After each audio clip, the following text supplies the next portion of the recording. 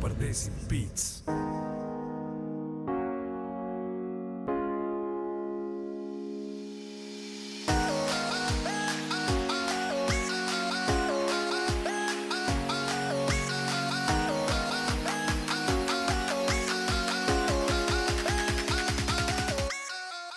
Hey, what's up, everybody? You guys are watching Pardesi Beats Unplugged, and after a lot of feedback, we're bringing you part 2 of Paghs and Drugs.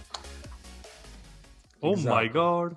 So to preface this episode, we did an episode already, a part 1 on Paghs and Drugs, where we sort of discussed the culture of growing up as a turbaned Punjabi Sikh. Now, that's the identity that most of us, or unturbaned, most of us in this podcast and video share. So this is our interpretations of growing up. It may not reflect yours as a listener or viewer.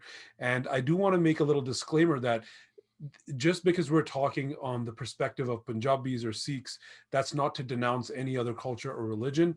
Everybody, Hindus, Christians, Muslims, every religion, Jewish people, it doesn't matter. You have your own version of an experience that you might relate to us or might totally defer to, from us. So having said that, in this episode, sort of the tagline of this episode is to beard or not beard. Or to beard or not to beard. And this is and can get into a touchy sort of spectrum of things, and we don't want to do that. This is more a reflection of us as individuals and the experiences and thoughts we had growing up. And when we talk about the religion, the culture, the teachings of our religion, those are totally separate than the opinions we're going to be sharing here today with you. And I do want to stress that, because we do know that if we start saying our religion says this, we could be wrong, and you could also be wrong, and it's all based on opinion and how you were taught. And there's sort of different spectrums of the same school of thought within the wider general community and beliefs on this, and different interpretations on how to, I guess you can say, decipher the teachings of those that have come before us, including religiously, culturally, or I guess you can say, for lack of better terms, people that say this is the way or this is the right way to do things. So having said that, that's sort of a little disclaimer. We do want to, again, and especially we want to stress that these are our opinions, the four of us, and these are our opinions growing up, and also our sort of viewpoints seeing others potentially around us in similar situations. So having said that, boys, this is Paghs and Drugs, part 2, to beard or not to beard. So let's start off with, I think, Simran again, just like last episode, because Simran is the founder, and Simran, you need to start a clothing line. But go ahead. It's because I got the most disturbing stories for you guys. Last time I thoroughly shattered Kush's mind. And yeah, when you had to teach, and people need to go back and watch that episode. Simran had to teach, and this is when he was a kid. He had to teach this. I had to lay it down. He had to literally lay it down. You had to learn. Leave it at that, and go back and watch part 1 of Paghs and Drugs, which is just called Paghs and Drugs. So having said that, Simran, just to sort of bring it back on you, when we had this whole sort of brainstorming topic of Paghs and Drugs, and we finished recording part 1, you said something else that you experienced. Oh, so you're sort of birthing this sort of conversation. My intent for this series, this little web series that we've continued over the last little bit, and we're in the second iteration now, is to maybe help people that don't have our sort of perspective or experience, even, right? Or experiences, understand them a little bit better, but also to help someone maybe a little younger in our specific situation, or that can sort of uh, find themselves in similar patterns throughout their life, maybe have some sort of an analogy for how to go about things, or to at least help them feel a little less awkward about things that they go through. So that was those two things are really important to me. And we gave it this really bombastic title of Bugs and Drugs, as kind of a illustration of how us as modern Sikhs and Punjabis, how really human we are. And can I add something in there, which is an Yeah, opinion? It's straight opinion. I don't know if modern is the best word. It's not, definitely yeah, not maybe not a wrong word. It's not I wrong at know all. it's But I maybe think inaccurate in this context. I think just to further that sort of thought process you have with the choice of the with the choice of the word modern, is I think I'm just going to expand on that and say, those of us that are from this sort of demographic, that are born in the West, raised in the West, and our perspectives based on our identity also being, in our case, Canadian, Yeah, first Albertan, in our generation. case, first Yeah, generation. So with that, I think the word modern should be connected for sure. So I think yeah, I just wanted to give some context to your use of that word, but go ahead, continue. absolutely. Well said. And you're right. So as we were wrapping up last episode, we were kind of like just sharing stories amongst ourselves about the different things we've experienced. And we talked about we were touching briefly on the interactions between guys and girls, and the struggle to really understand the differences in communication from how things were maybe or how things are in India, um, versus those gender roles, and how uh, people communicate and go about Yeah. building relationships and friendships and romantic or displaying romantic intent. And So, then we talk about no, uh, continue. yeah, how that differs here. And one of the ways we were talking about was dating apps, Mm. and how that whole thing like shifted the entire paradigm Yeah. with how people interact and how people meet each other. Yeah. I'm sure, like, those of us that have attended post secondary, you'll understand that, like, in junior high school, I was just like, my parents were like, like, there's gonna be lots of time for you to date. Don't worry about that stuff now. Focus on school. Wait Yeah. until you get into university, and then you're in university, and there's lots of opportunity. Guys and girls are hanging out together, doing their thing. Um, but you're also just trying to survive. And then as you leave school, the mechanisms that bring people together in those ways, and people of the same demographics together in those ways, begin to diminish. Right, your circle kind of gets a little tighter Yeah. after school. And so, like, dating apps were like a great way for people to really get together and stuff like that. But And social media, may I add. yeah, and social media, yeah, to a different extent. Mhm. um there's like a real fine tiptoeing line you gotta walk when dealing with other aspects of social media. You trying to slide into somebody's DMs.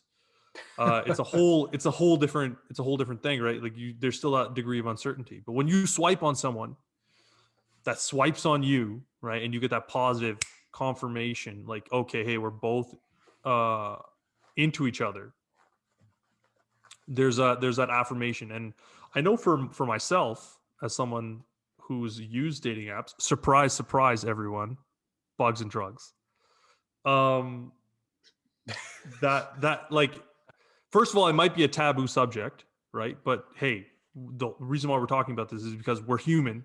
Like, how do you think, you know how do you think we meet people? There's no uh you know There's another way to put it. Like, frankly, this is sort of the modern way.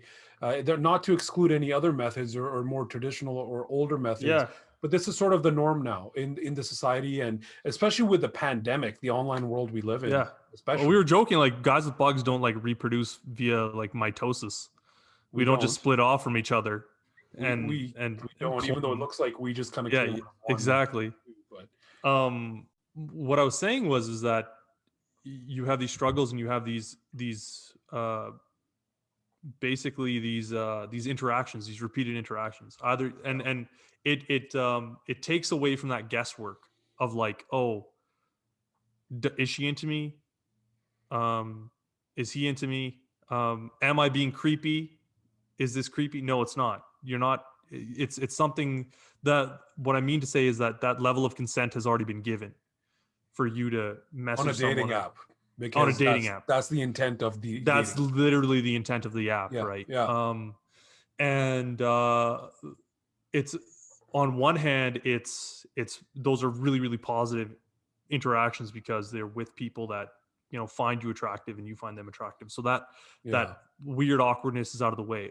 And on the other hand, there's also room for a lot of negative impact.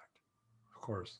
And part of that is that there's in my opinion, a degree where because you have that consent, it's assumed that someone can make comments or question certain very personal aspects about you or your appearance or your religion.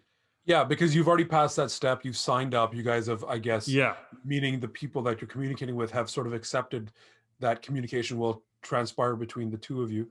And so that sort of that first wall or one or two walls have been already knocked down for you by signing up for the app.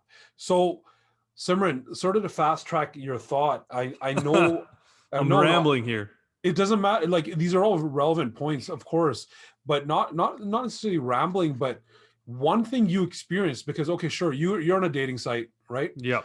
Many people are these days. Some people like to admit it, some people don't, right? The Mhm. thing is that when you're on that dating site, Well, I was. or you were, Not right? anymore. Oh, It you're worked. not? Damn it, I'm just kidding. But the point is, when you're on the dating site, whether it's past tense or present tense, you're now speaking on you and potentially me being able to relate to it, and maybe Cushy being able to relate to it. You are a sick, chubby, visibly, because of the way you look, because of your beard and Yep. of your turban, or whichever, whether you're wearing a pug or a patka, your turban, right? So the various forms of them. So based off of that, do you ever get comments? Because I'm going to just try to get straight to the point here, because our episode is subtitled "To Beard or Not to Beard," Yeah. and it sparked from your, I guess, your comment on what happened to you during this. So I want you to kind of live that with us. Yeah, I'll get like I man, there's this weird collection of matches. Some of them would be like, and like when you're on these apps, most of the time you're just swiping like crazy, so it doesn't really matter. Speak for yourself, but Yeah, okay.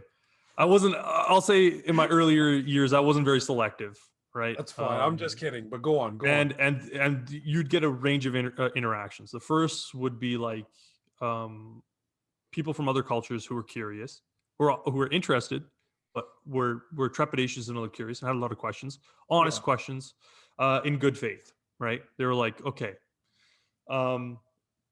and you're more than happy to answer those. It does get a little exhausting after a while, to be honest, just from my perspective, right? To carry that the burden of trying to explain your entire people's history over and over again is kind of annoying. Like, hey, go Wikipedia something, right? Yeah. Then there's like the iteration of folks that are interested in you,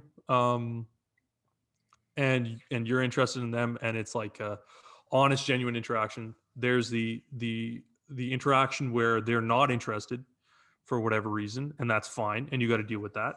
And if you let it, they can build up to be these like little micro rejections that really dwell on your mental health. You got to be careful there. This is one of the downsides of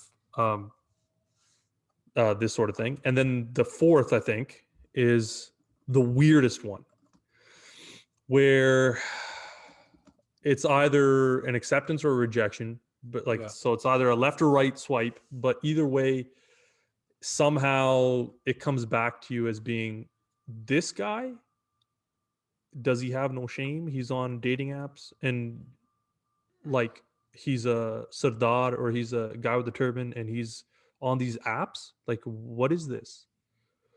And why is he on here? And there was so many layers of like, to me, this Stereotypes. That's a stereotype. stereotypes primarily, Yeah. but then also a degree of hypocrisy to me, where it was the first part of that interaction is just like, okay, this guy, he's enjoying himself, he's trying to find, you know, a romantic relationship. How? Why? This is blasphemous in some way, as if I've taken some sort of vow to be, you know, celibate for the rest of my life, which is not Just the case. and just for the record, there are a lot of people who aren't like that. They do support it because it is the new Sure. norm. Yeah, it is the new norm. Just Yeah. to put that out there, But- not everybody's in that. Yeah. Yeah. And but some people are like, oh, what a shameful thing. And I'm There just are like, people like that. Yes. you, and it's a blanket sort of snap judgment of my reasoning for being, an assumption over my reasoning for being on the app. Okay, so You what know. happened to you? Like something happened to you to trigger So this that's whole conversation, so that's right? so that's one of the interactions, and the other one is that where I'll and that one is offensive, but like you can ignore that because you're just like, okay, this person is just ignorant, and Yeah, you learned to filter it out, I guess, right? yeah, you learn to filter that out. Yeah. Like, So you're in just my like, time, just being in high school and growing up, yeah, it was a different era. It wasn't online dating and stuff, but that same filtration process sort of happened in my own brain, which I can get into later. Yeah. But let's You- focus you on. too- Sorry, go ahead. the last Yeah, one is yeah. like someone will swipe right in a positive way, and then be like, oh, so you're on this app and you're doing this, and you're sick and you're Punjabi, and I'm sick and I'm Punjabi, but like you're Sardar and you cut your beard. How? Or why? Well, did you tell them how you do it then with a trimmer and stuff, or? Yeah, I'm like, yeah, I trim my face, and she's like, yeah, but you're like a Sardar, like, isn't that like wrong? And I'm like, So here's the is your thing. middle name is your middle name Kaur? I'm And going to she's like, interject, Simran, not to cut you off, but to sort of for our viewers and listeners to say, this is where opinions are going to start coming. Yeah. So yeah, let's keep it at his experience here. So that's the focus here. This is Simran's experience, being Very somebody much. who trims his beard to various lengths. Okay. And I say that aptly because you might see him right now with, you can decide I'm a little bushier than normal. whatever. And then I've not seen too him far with like less than what Malik has on his face right now. So including the bare parts. So Simran, sorry to interject, but I just wanted to add that this is your opinion, So your experience. it was easy for me to get kind of heated in that second of like, oh, you know, I got a new match. Hey, she's cute, and you're like flipping through her pictures and her profile, and you're reading her profile, and you're trying to get to know more about her, and you're having these like Hollywood imaginations of dancing. Yeah, with these her these initial you know, kind of cute conversations. You're dropping lines and stuff. You're feeling good about yourself. You're pretending you're KS Pamra Vapna Sangeet with a sitare wali pug and singing to her. Yeah, man. It happens. No, but okay. That's your interpretation, right? That's your experience. interpretation. Goodness. So he'd like, you get that, and then the next interaction is this. It's like this sort of bad faith argument of like, why aren't you somehow why aren't you more like the interpretation of what I believe a turban Sikh should be? That's a good way to in put my head. Why aren't you like that thing in my head? And to that, I was just like, you know, I could take this so many ways. I'm like, why did you swipe right? Why are you in my mentions something about me you liked, but you had to tell me what you didn't right off the bat. And I'm like, like you don't see me commenting on your bangs or like, whatever, like your choice of eyeshadow or like, hey, I don't like that picture. Or And that to jump whatever. in here too. Yeah, jump in here too. A lot of the stuff that we talk about is from the perspective of a male, but I think this in itself for 100%. females as well, especially the cars that wear the stars or the females that wear Pugs And I was as well. gonna go there later, but There, yeah. that stereotype as well. Even for people that wear like sings that wear the stars, their automatic interpretation sometimes is, oh, she wears at the star, she has to be a certain way.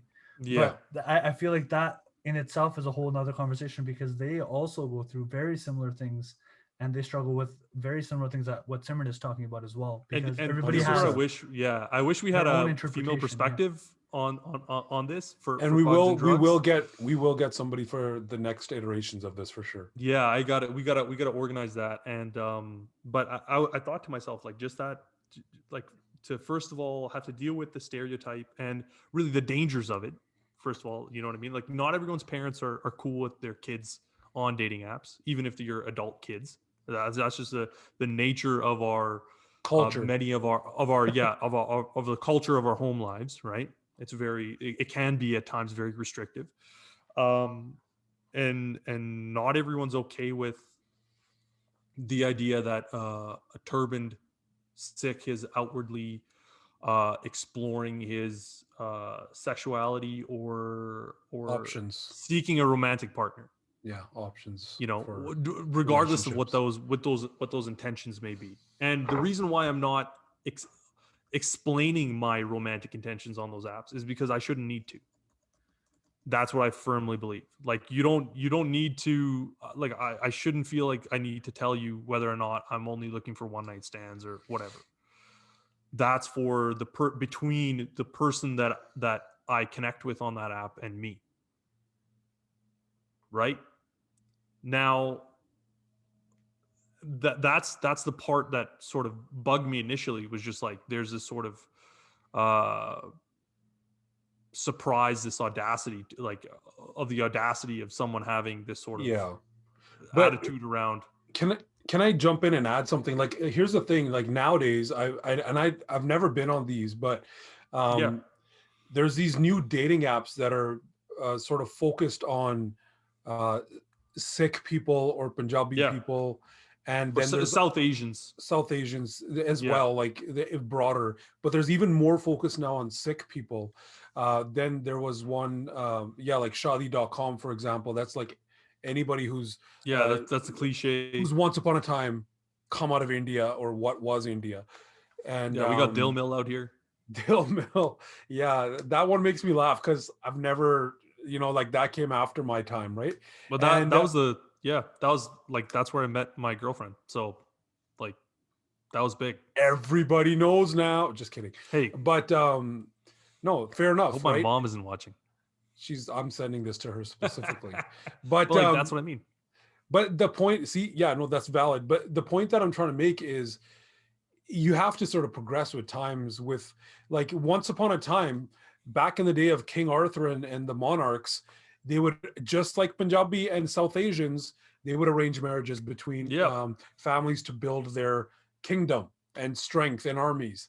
And it would be strategical. And it wasn't different than anybody in South Asian heritage or from South Asian heritage. But I want to turn it over to Kush, even though it's weird because I'm like just turning it over to him right here. I would like to mention one thing. Even in those times and going forward from them, the concept that people didn't find their own partners is not talked about because it's somehow taboo, but it's not like it didn't exist. It did. And there's so much poetry and folk writings and music and songs based on it. Some of the richest examples of our history and our culture comes from those stories. And a lot of our folk music, like Heer Ranja, Heer Sleti, not, you know what I'm saying? There's not songs about, like Joginder Uncle from, Winnipeg or whatever, like, oh, teri ਲਈ ਕੁੜੀ ਲੱਭੀ ਆ ਪੁੱਤ, ਅਸੀਂ will find a girl for you, don't worry, she lives down the street from us, and her father owns the, you know, taxi cab company, and everything will be good. You know what I mean? Yeah. Like it's no one's writing songs about that. But yo, can I Not give to a shout suggest out? there's There's that one show, I forgot what it's called now. This is where I need my wife she reminded me of this. But there was this show that used to come on Vision TV back in the day, and it'll come to me. I'll text her when one of you guys is talking. But this show was on Vision TV from somebody that was not first generation born here, and they sort of did a take on how it was to be uh, Canadian Punjabi, for lack of better terms. And but Kush, like, what's your take on this? I don't know, experiences or just seeing people go through it. Like, what's your perspective? And then I want to hear Malik's as well. Well, Serbian touched on a lot of different things, so there's a lot of different things to kind of think about. But like, I think like one of the things he's pretty much alluding to, which a lot, the reason why he got some of the reactions he's got to is just because of stereotyping of his identity, essentially, right? And we talked a little bit about identity like in our last Bugs and Drugs, but really that whole kind of concept of identity is like a self journey. And then where the lines get blurred and like where the stereotypes come into play and where people, I don't want to know if I want to say misinformed, but what they believe maybe isn't the represented truth. It's because everyone's experience is so different, right? And where they got to and how they got to where they are, it's very unique. And people's understanding is obviously different too, right? So like these girls, whoever, the girl who was messaging Simran these things, you know, questioning like, you know, why are you a Sardar but on this app? You gotta like have to look at it also in a way where like her understanding of what the Sikh faith is, what it represents, like that's what her reality is, right? And then for us, like our reality and our understanding of our faith and the ideologies is very different because everything kind of comes down to education. When the way I think about it, when we talk about Sikhi or any faith, really life in general, Yeah, it's kind of like, you know, what do you know? And so what you know forms your perspective, and or what you that's think what, you know. yeah, exactly, right. And then there's a lot that you don't understand or you might never ever get to as well, right? So this is why I'm trying to always be careful in what I try to say is like, oh, this is what it is, but the thing is really it's what it is to me, whereas somebody else can be totally different. So like these stereotypes, they have a big impact on us because like we face them like our entire youth growing up.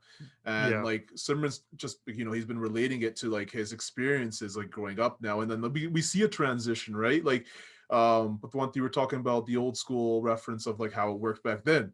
yeah. You know, arranged marriage style is not even that far gone from our time, right? It still like happens. It's not. it It's still not gone happens. at all. Yeah, it's But like, fairly you know, common. like 20 years ago, 30 years ago, we saw the trend shifting a little bit into more what's called love marriages or whatever. Love marriages. Yeah. So it's really you just find yourself somebody yourself, kind of, right? Yeah. And then so like these actions just come because of that kind of negligence of understanding somebody's perspective Yeah, of it's life, like who it's they a are, and really just you're putting a magnifying glass on them, and not magnifying glass, rather you're bunching them up and grouping them up and then putting them in that bubble, and That they're all the same. yeah, like, it's oh, yeah, you have to live like this. You are a Sikh. This is what you're supposed to be. it's directly related, in my opinion, it's to a lack of empathy. And it's interesting. You say empathy, I think it's education. People just don't know. Yeah, well, it's the same thing. Like it's a failure to put yourself in someone else's shoes, right? And like we Yeah. talk about, like for me, it was like the closer you get to the source, the farther away from the truth you are. And so like that was like why I wanted to talk about like the interactions that I had with people outside of our cultural cohort were oddly very, very open and curious. Yeah. And the more the closer I got within the circles of our cultural cohort, you know, from outside, like Western folks to Southeast Asians to Punjabis to Sikhs, it's like everyone had these preconceived notions of how, you know, but within that, you're constantly falling under the identity of, or trying to, people were trying to bottle you up into this sort of container that you weren't going to fit in. And that's where a younger me took offense, and I pushed back. And recognizing that, I'm just like, hey, these are just folks that are maybe not misinterpreting Sikhi, because that's not me to decide, but certainly they're misinterpreting me. Yeah, and that for me opens up. Okay, I really got to be careful with what I say, because I will open a can of worms. Yeah. But when you say it like that, to me, that is bigger than dating. That's bigger than, you know, who we are. To me, it represents like the understanding the faith as a whole, or any faith, really. This ties into any religion, right? So, so what I'll say really quick on that is that there's a reason why there's a lot of subgroups that happen in different faiths. It's because people kind of, they believe that what that is correct, and then all these different groups formulate, and it kind of, like, you start from the one, and then it kind of trickles down. I think that's happened a lot of different people, what they believe in, and what they believe is right or correct, and you've seen that effect in lots of different faiths or whatever, right? And like, you guys know what I'm talking about. Like, you know, there's different groups or of the faith, or like who believe in this or who believe in that. I mean, but it's happened in Christianity for like every literally every faith. It's like this. So it's, you can find it everywhere in the world. Even in comic books, there's variant covers. Yeah. But no, that is what it is. Like, everyone kind of finds a way to kind of separate from the one. And here's the thing: it's different strokes. It's different strokes for different folks, right? Like, we're not in any position to say that we're like any one thing is right or wrong. And really, it's to tie it back to that aspect of Canadian identity and our first generation sort of thing. We think about how we try to accept and balance our identity between all of these different aspects of like Canadian Western culture and our heritage as Punjabi Sikhs, and then bring in that aspect of adherence to our religion. And all of that happens in different spectrums, or on different spectrums for different people. Even within our own like foursome here, we have a wide collection of how much we give and take from all of those different things, as you can clearly see. The thing is, remember I was saying that there was this TV show that was on Vision TV earlier, and if it's on YouTube, if you Google it, find it, and you'll be able to see sort of the perspectives of different perspectives, I guess, from the Punjabi community in the 90s. Now, keep in mind, the show was produced, recorded, and all the above in Vancouver area, so it has a very strong Vancouver, I guess you could say, context to it. It's called Watano Dur. Oh yeah. And it used to make people like, and I see it differently now than I did as a kid, right? So when I was watching it as a kid, I used to laugh. I'm like, what the heck are these guys doing? Yeah, what is this? And now I watch it and I totally understand what it's like for people to come as immigrants to Canada and experience different cultures and identities and see their own people. So, for example, my cousin comes from India and they see me born and raised here and they're like, what the heck is this guy doing? And I'm like, what the heck are they doing? And that same culture and same identity that we share with our subculture and sub identities that don't mix.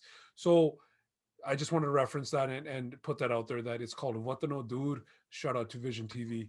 But you guys This has can been a sponsor- Vision TV Mosaic presentation. You guys remember? Yo, you guys, if on Vision TV, if anybody's watching, if you want to put Pardesi Beats Unplugged on Vision TV every Saturday morning, let me know. But to get back to the point, guys, yeah, everybody has different opinions. Everybody has different sort of versions of their understanding of whatever people say and opinionate, and it's a mixed bag of everything. But the point, let's get a little bit more focused to beard or not to beard, and Mm. let's get into that, because your question on your dating app was like, you're a sing, let's say, for a lack of better terms, and some people Yeah. might not agree with that terminology, but you're a sing, so you're a sardar. Let's go into that. That's safe. You're a sardar who wears a turban, and you have a beard, which I'm guessing, based on knowing you probably that time, the gigging days, because we all used to DJ and Dole and everything, your Oh, darty yeah. was pretty low. Your darty was probably pretty low in those pictures. I'm assuming. You In can the tell me yeah if in I'm the wrong. in the pictures and see, here's the thing, in the pictures it was probably at that time that was something I even struggled with myself. It was like we talk about how we feel most confident, most attractive, most powerful, or whatever. At that time I thought that was me when I had my beard as short as it could get, as Yeah, short as and I could get everybody it, has a where it was different. You grow as a person too, and your opinion yeah on your yeah looks too. So and I your had beard was people pretty trimmed, pretty low in that picture. yeah and I had positive interactions from people telling me, it looks really good on you. You look really good. And I'm like, okay, I guess this is how I'm keeping it. And that felt that felt right to me at the time. And that changes over time, right? And again, like it becomes an element of a spectrum of how we appreciate our religion, and how each of us navigates that road around those concepts of Western ideologies and um, affiliation to different cultural norms here, and standards of attractiveness and beauty. And can I add to that that it's also very intricate mishmash of not just us being Canadian Yeah, and the various identities of being in Canada, like Alberta, but all those other things. but also the religion, the culture of the religion, which is not the Yes, same as the religion, not the same. then being Punjabi, and the different various understandings of the Punjabi culture based Yep. on different so it's a really traffic filled place to be and trying to navigate through. Yeah, Like and it's and like you can 30 see, lanes of traffic that are jam packed, and you got to find, it's like a road in Delhi, right? all And defined by the shape and style of your beard and bug. shout out to the Kisan movement still going on, by the way, in Delhi. But yeah, so the point is, let's get to the exact conversation. What was the question that person asked you, So and she's what like, was your response, if you don't mind? so she was like, so you're a Sardar and you keep long hair, but you cut your beard. Like, why? Like, isn't that like why would you do that? Okay, so And Simran, I, that's sort it I, was- of I think what Kushi said earlier really touched on that, and I think that's kind of an easy way to kind of put a nice bow on it. Is that everybody has a different interpretation of what yeah, the which is religion is and what a sardar is, and I think that's exactly what happened in Simran's situation. It was, oh, you don't fit into my box, that means you're Yeah. wrong. so yeah, Simran. Whereas and this led to a lot of like But and did it lead to a question for you, which I'm kind of asking and assuming, and Yeah. not putting words in your mouth, but trying to get sort of a more direction, trying to put a direction in your mouth. so For the this shows. is something, yeah, this is something that I had affirmed long before. And that's the thing about dating apps, is like, you got to be secure in yourself before you go But ahead not and put that. yourself out there. Did that remind you of the to beard or not to beard moment in your life? Oh, And 100%. did that make you question that? And Yep. what to you, if you don't mind, you can pass it off to me if you would like. What to you was the to beard or not to beard moment in your life? And this is, again, your opinion based on your life, nobody else's, not the religion, nothing. It's just how you experienced it. I saw it was like mid high school for me when my mom was like, I'm not letting you go to high school in a parka. You're gonna wear a pug. You're gonna learn how to tie a turban, and you're Yeah. gonna go to high school in a turban, or you're not going at all. Like I'm not letting you leave the house. And I'm like, Homeschool. Yeah. okay, all right, okay, fine. So my cousins came from England, and I didn't really want to tie like a larger, like Punjabi style bug, just because I felt a little cumbersome for me, especially in school, and I didn't really want that. The style I felt didn't really fit Your identity my or your yeah perception of who you are. my yeah, exactly. And I looked at that and I was like, this is probably not for me. This seems a little bit more than anything, it felt cumbersome. I was like, yo, this is Okay. just too big for me to tie all the time every day.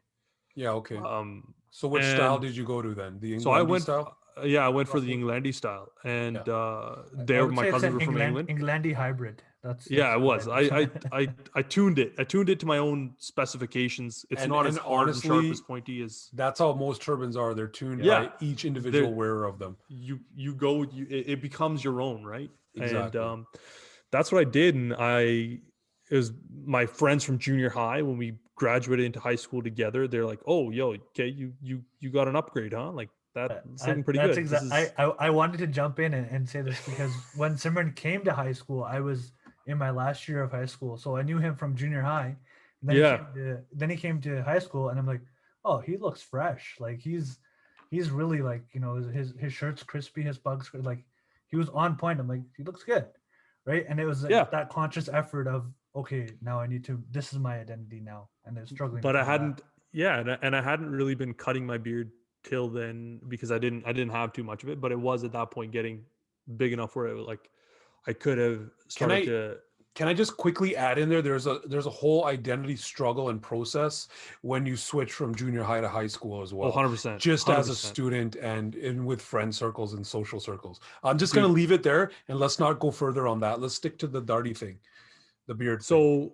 So my whole thing was like my dad had cut his hair a long time ago, and he was okay with that. But his interpretation of how he felt best dressed and like presentable when he wanted to be was with a turban.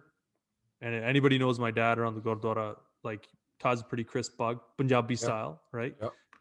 Sharp dressed man. And pretty that was the good case. looking, pretty good looking guy, I must say. Good looking dude. And then this was carried as a commonality with my mom's dad as well, my granddad.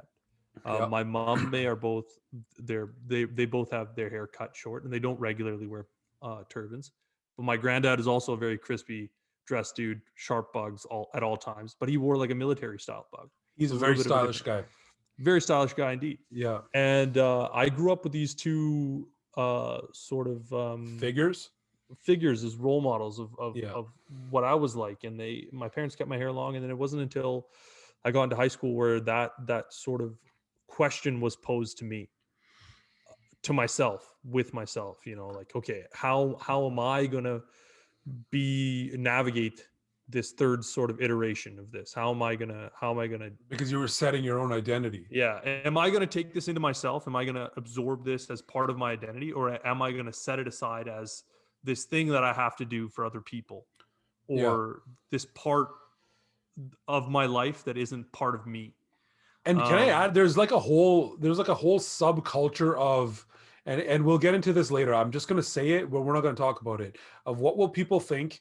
And then to sort of further that, who am I actually living for in my, I guess for lack of better terms, Punjabi culture? Am I living for Bharatli Loki Sochange? Like, what are these guys going to interpret and think about me? Or am I living for what I feel on the inside and who I truly am? We're not going to get into that, but that does add to what you're saying here. Definitely what we're feeling. And like I said, there's inconveniences with wearing a pug. At that time, I wasn't really concerned with. It didn't really limit me like athletically or academically or anything like that, or socially. It wasn't really until I got like halfway through high school where I started to feel somewhat othered Yeah. in regard to my like interactions with other people, especially with girls and stuff, where suddenly I went from, you know, being just one of the guys, just one of everyone else, to being this sort of carrying this heavier religious connotation, this burden of like, oh, He's the face of the religion. he's a in Gyani. this. Yeah. You know, that's the term. That's a term, right? That is And the term they used. I bristled at that so aggressively. Like, don't call me that. Don't call me that. Like, I don't. I refused that responsibility, and um, mostly because I wasn't educated enough to know the weight of the term, or and I didn't want to be I didn't want to be the example. But that didn't stop me from you know, trying to do the right thing or living as well as I was raised to live and conduct myself. Yeah. Did I make mistakes? Yeah, of course. Okay. I'm a So that's 17, sort of 18-year your. old kid. So I guess you can say, just like it a lot of people will feel that this is going to downplay the value of a beard, but I'm going to say it because it's the simplest way to put it. Some days you knew that you had a wedding reception to go to coming up, and you would trim your beard down Yep. for that look. And some days you were just like, I got nothing going on for this whole summer. I'm just guessing in high school times. I'm just going to let it go and just whatever, right? 100%. So it kind of became a sort of a reflection of how you felt and how you wanted to be perceived, Yep. not just an identity of you based on your culture and religion. It was also an internal identity of how you felt. 100%.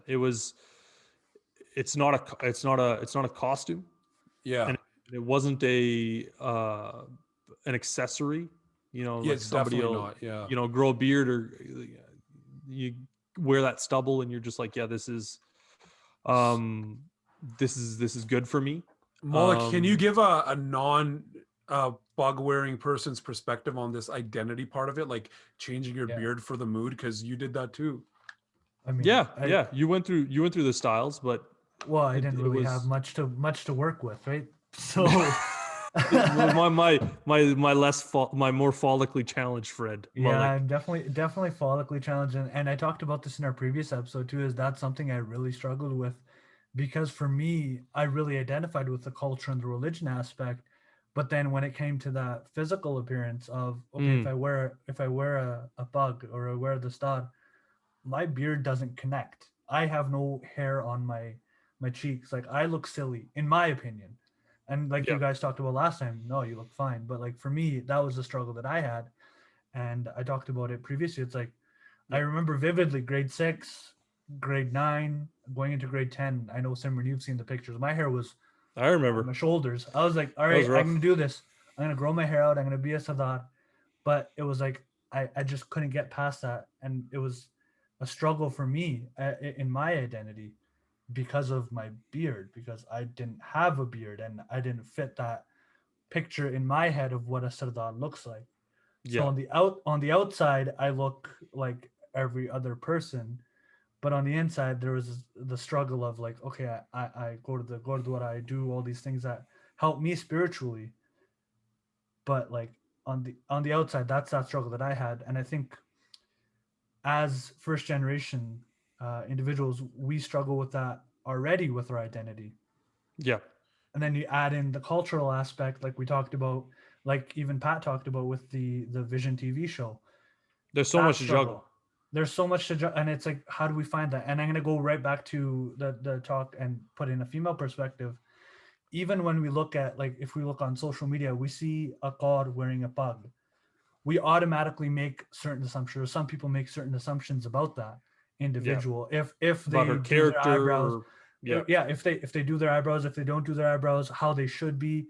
And even though we have our own interpretation, they're also on their own journey. And I think it's important, no matter what religion, what cultural background you're coming from, knowing that everybody is going through that similar struggle of finding who they are and finding that balance. And there's no right or wrong answer really to who you are and what you want to be, because you continue to grow. You may be something in high school, And as you get older, and like Pat talked about, as you get wiser and older, you learn and you look back and you're like, okay, that was a time in my life where I struggled with my identity, and I'm continuing to evolve that. And that also applies to other people. Then when you And look you're at even other people, understanding yourself. You're yeah, learning about yourself. Yeah, yeah. This is wow, much. and others. So like when we look at other people now, like when we look at other sardars or other gods, we don't make that judgment anymore because we've experienced it and we're like, oh, they're probably going through Yeah, something we went through. similar. So I I think have a that's really important too. question. I have a question for you then about that, Molly, and then I want to make a comment as well. Well, first I'll make a comment about the cars since you brought them up, because there's a lot of double standards within the community, Absolutely. especially with guards, especially with body shaming and hair shaming from sings who are Doing the same keep their thing. hair, don't trim Yeah, yeah. themselves, who will body shame guards who Cars, keep their yeah. case or tie the stars. When I say keep their case, that means they keep their hair, and the star is just another term for bug in a Or turban. not technically, but yeah. So, but then the question I have for you, Malik, then is, it's an interesting narrative you kind of bring up. Did you feel the double standard not being somebody who tied a bug normally but wanted to make that step? Did you feel pressure from people who kept their case and tied the stars? Was there barriers for you that way in your identity, and stereotypes kind of flipped on you? I think I talked about this in the previous episode, but I'll share the story again. I remember when my hair was at the longest point, I'm like, okay, I could probably make a juda out of this, but I don't know how to, because growing up, nobody in my family came from that background. Nobody knew how to do a juda. Nobody knew how to tie. And I wasn't comfortable talking. I guess Simran was in my life at that point. I wasn't comfortable asking him like, hey, how do I do a juda? Yeah, it's like, when are we gonna have this conversation in the Right. locker room, like after gym class? But and I After think a loss and, in basketball. Oh my god. and the thing for me was a lot of the pressure was coming from people within my own community, similar to what Simran said. It was, oh, you want to grow your hair out, you want to be a sardar, and then there was that stereotype of, oh, why do you want to do that? So I think for me that identity struggle was more of like a Western versus cultural thing. So it never really came from people who already were tying their case. It was just No, a little It different. was Okay. internal, right? Yeah, I was curious to like maybe a if little you bit, a saw little bit that of side. both, a little bit of both. I would say there's I don't want, like, I vividly remember getting bullied by people that did wear, like, have their case and wore bugs, but also at the same time I was getting bullied by people that didn't. So Which brings me to a different point that we can either come back to or use as a tangent to kind of further this topic, which is like people's perception of us. Those that wear turbans, let's just say for a simple way of putting it, and those that don't. And the classic example is what Simran alluded to. And Simran, don't get triggered by this. Just let me continue with my train of thought. When people call us Gyani, or did call us Gyani, a Gyani is the name of a priest at a Gurdwara, which is a Sikh temple, right? That's a Gyani. They're the priest. Gyan means knowledge. They're the ones with the knowledge of the teachings of our guru to help us decipher it, and somebody that we can ask questions to. And even that's an opinion of mine. Everybody has their own version of what a Gyani is and what their duties are, and that's not what I'm going into. But people used to call us that, and it's like, you know what that means? But then they assumed that, hey, these guys they pray all day, they're religious, they go to the Gurdwara all the time. They're prudes. They're this stereotype of a religious Sikh Punjabi person. But then again, I will say something. Then again, like I alluded to in the last episode, I'm not saying I am or I'm not. But then I'm that guy. I'm that Sikh boy in grade 11, 12 who's listening to Dr. Dre's Chronic 2001 album, just jamming out. And I'm not doing pot. I'm going home after school cranking in my dad's Chevy Corsica, Dr. Dre's 2001, the Chronic album, driving around a sing with all these, I'm not going to get into that. And then there's other people that I personally know that aren't even in this room, that aren't even in this city. But Malik, maybe you can speak on it if you want to. But people that have haircut, or monne, as they say in slang, but people that don't keep their hair, don't wear a turban, just, like Malik. But who's to say they're not spiritual? or they're not religious, or they Exactly. don't have that dedication and faith to God in their own way. Who's to say that they're out there, like doing drugs all day, hashtag Paghs and Drugs? But who's saying that they're not out there, you know, on dating apps just swiping right all day long? Um, there is such a stereotype. Like, I know Malik, and I'm not going to speak for you, or I'm not going to give people a picture of you based on my knowledge of you, but why would, like, people shouldn't be doing that. You shouldn't assume somebody is a way or a certain way. But Malik, like, how do you feel about that? And I'm gonna go right back to the very first point that Kushi made at the start of the episode is um, everybody is on their own personal journey, their own interpretation of what their religion is. And I know we talk a lot about bugs and drugs, but this kind of applies to whatever religious background, cultural background you're from. It's your interpretation and how you take that journey. For some people, and I'll generalize with this statement, first they'll grow their hair, first they'll grow their dadi, and then they'll continue to practice the faith. Or there's other people that continually cut their hair and don't keep their beard, but they follow the other aspect of it. And I think in any religion, there's that room for growth and that personal interpretation of how you want to take down that path. Okay, yeah. So I want to say one quick point here, and then I know Kushi wanted to say something. I know that because he whispered it to me. Just kidding. But and then Simran, if you want to add something, you can. And then I think this is a Yeah. good place to wrap up, guys. But for this part at least.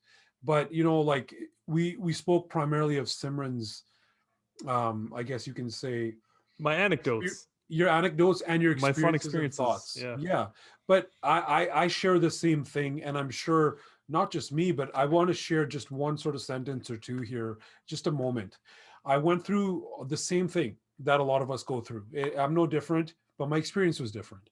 And my influences either way were different, and my thoughts were different because that time was way different than your guys' time. Not a far difference, but definitely arguably at least half a generation of a difference, which can transpire into different ways in thinking.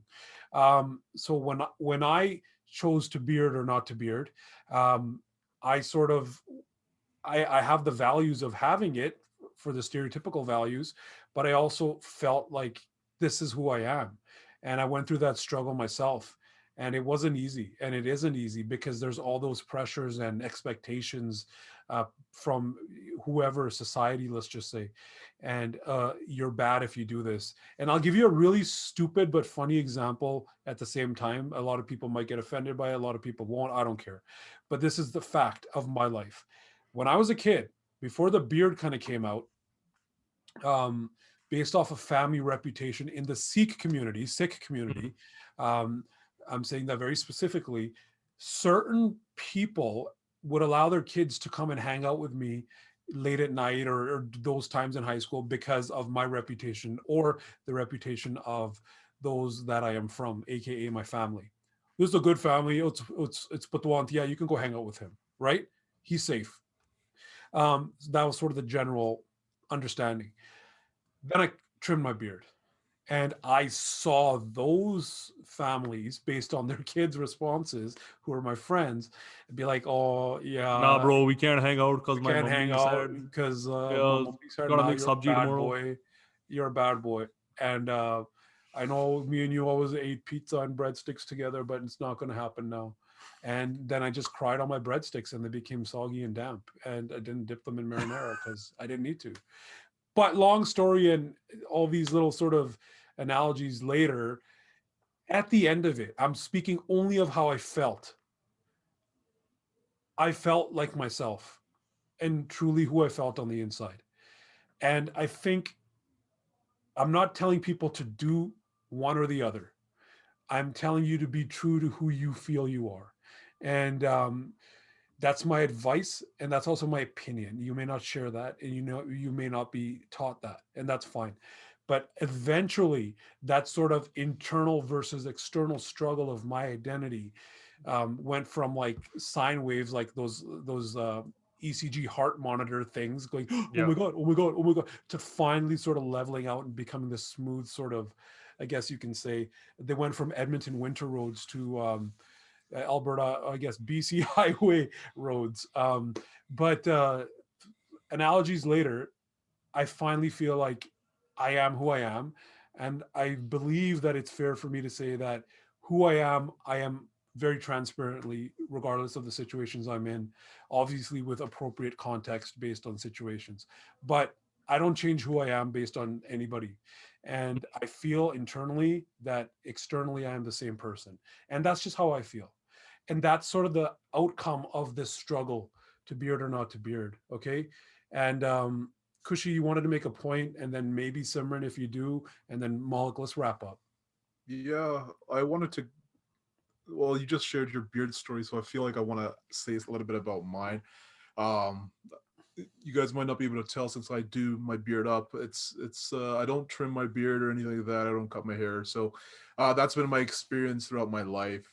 And can I add, it's kind of funny because we grew up in this, we're brothers. We grew up in the same house. You have me who trimmed my beard, and you have Kush who did not. And that's another, people say, oh, they, Yeah, another slice of the pie, man. yeah, this guy went bad and the little one's good. Or, oh, like things like that. We hear Just it all the weird time. stuff. But who Yeah. cares? At the end of the that's day, just the truth. he's a better man than me, I'll say that. But at the Well, end I of the don't know day, about oh, I'm better looking though. But Sure. just kidding. Okay, tell your story. Yeah, anyways, so like even the concept of doing up a beard versus leaving it hanging becomes a thing. Absolutely. in Tunni deeper te six, munni, ਇਹਦੇ ਚ ਕੋਈ ਫਰਕ ਨਹੀਂ Oh we. my yeah, gosh. in yes. deeper I've heard six that before. circles, even like doing up your beard is like, why are you doing that, bro? You're just Either busting tying it people out, up man. or gelling it. Or... But like a lot of these things became obsolete for me once I started kind of seeing the value of really appearance in this life really doesn't it doesn't really Give you mean too anything. much, Yeah. right? A lot of the intrinsic value is really important on what the qualities of a human being and what they're kind of going for. So for me, like, I just wanted to emphasize that point, right? Like, is no matter who you know or what you're doing, especially since this podcast and this topic we chose was kind of catered to provide an experience or share our experience, experiences to for help sure. maybe some younger folk who are maybe in our shoes or have struggling to fit into their shoes, Or just wondering what others feel. yeah, exactly. Like, Yeah. to me, it's like I wouldn't worry about those details on the outside, right? It's really the quality of the inside of a person, which you have to get to know them to understand, which is really what comes through and what matters. And since we have a little action in our chat, I have to get a shout out to Gelpreet. And we all know who we're talking about, but And that's okay, guys. So let me add that in, because I was once upon a time the guy who gelled his beard crazy. Okay. And I did, because there was a point when I was first getting my beard and I didn't know what to do because it was growing out. And I wanted to maintain a, I guess, neater appearance, right? And Simran, you got to mute yourself. You can continue laughing. It's funny because we've all experienced this, whether it's on the top of our head, our chest, or facial hair. But I think the point that you're gonna make, Pat, really applies to the point that I made earlier. Is like, Yeah, when we're going through these things, it's like, I don't know how to deal with my long hair right now. I don't know how to do a Judah. Your beard was going, I don't know what to do with this. well, let me just say something. I'll save. I do want to say something towards the end, which is inspirational, generally speaking, but it will also be stereotypically looked at. Okay, but I want to say it at the end. But when I was gelling my beard, it was because when your hair is growing, it's not long. Oh yeah, it doesn't go down. You get the Get that awkward Wolverine stages. mullet type of Yeah. experience. It looks And- like you grabbed one of those static balls and it just goes out before gravity takes it down. So I would gel it, and that was the worst thing I could have done on my face. Not because I eventually trimmed my beard, but because it was just gross. Like it concreted my face, and that turns into a whole other thing, which people are stereotypical and not very nice about. But exactly what Kushi's doing, it's a fun experience, and I'm glad. Me and my good friend Manpreet, we used to gel our beards and go to high school in the morning. We'd crank the heat in the car, and we'd be like Batman from the very first Batman movie with Kevin Costner when the cowl didn't move. We'd be like, "Hey, man, there's a McDonald's," and we'd be like, where? Right? And it's funny because I think regardless of your opinion, whether you have a full beard or you trim your beard or you don't have any sort of case, I think we can all at least relate and kind of have a nice chuckle at that, I hope, because these are the experiences that sort of unite us. Doesn't matter which appearance we choose to partake in. And that was kind of the goal of this bugs and drugs kind of topic. It's normalizing Exactly that. conversation of self-identity. We all And it's go through okay these to have struggles. different Yeah, opinions. It's okay. 100%. And 100%. accept, Everybody please has accept each other. Yeah. Yeah, everybody has a different interpretation. Everybody is going through their own journey. And talking about it is one way that we can normalize it and kind of verbalize. If you're going through something, you can see that other people have gone through it, or if you can talk about it with somebody, it really opens the door to empathy, to education, to positivity, empathy, understanding. And I think that's the biggest goal that we had with this bugs and drugs talk. And I think this is probably a good place to wrap up. So I'm going to quickly plug our social media, and then I'll give Pat the last word for his inspirational speech. But make sure you follow us on Twitter and Instagram at Pardesi_Beats. Make sure you like the videos, subscribe to our YouTube channel, and we are now available on all major platforms for podcasts. So make sure you can download the episodes, give us a 5-star rating, and listen to us on the go. Yeah, so very valid. We're on all of them. You can subscribe, you can download, all that sort of stuff. But one sort of analogy, I just wanted to paint a picture. This is just my experience, okay? So we always see those classic pictures, like they're those memes or pictures before memes were a thing, where you see a little, and this is the Western Caucasian that I'm talking about, in that sort of media, like on Facebook or magazines. You'll see a picture of a dad, okay? And I'm saying it straight, a white dad shaving, face and shaving cream, shaving, and then his kid looking and doing the same thing in the mirror. Okay. Yeah. So that scene, it's in so many movies. It's in so many print media advertisements and so many, it's all over the place. It's sort of older now. You don't see it much these days, but I did growing up. It's the one I remember most clearly. Yeah. Yeah. And that spun from the sort of propaganda United States media. It sort of became the more friendly after World War II, Cold War. Your Norman Rockwell paintings. Exactly. Common, and so I want to give sort of my experience of growing up, and whether I get ridiculed for it, or whether somebody says, well, why'd you trim your beard then? I don't care, man. I just want to paint a nice, warm, sort of happy ending sort of thought in your minds. When I grew up, I remember as a kid, regardless of how I turned out, and regardless of how my dad was or is in terms of appearance, I remember him in the mirror every morning in the same fashion as these Rockwell sort of media forms. I remember him with doing his beard with his dati, like he would set it in his own way, which we can talk about some other time. It was a different sort of way to sort of keep the beard nice and clean.